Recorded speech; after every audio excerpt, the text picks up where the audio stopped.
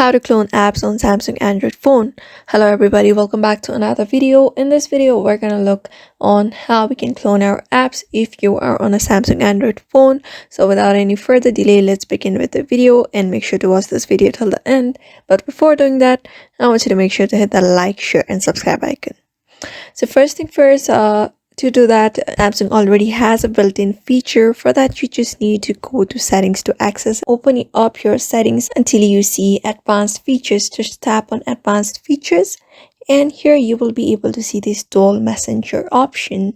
So Samsung has the built-in feature of cloning your chat apps. For that, you just need to come here and tap on this dual messenger section where you find a bunch of options where you can chat.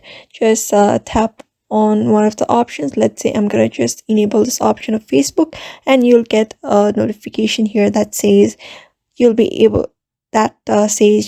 install a second copy of Facebook. Just tap on install and tap on confirm, and you may also use a separate contact list if you want. Just turn on this option and select a contact. For now, I'm just gonna do this and tap on done. And just like that, a clone app of your particular app has been created.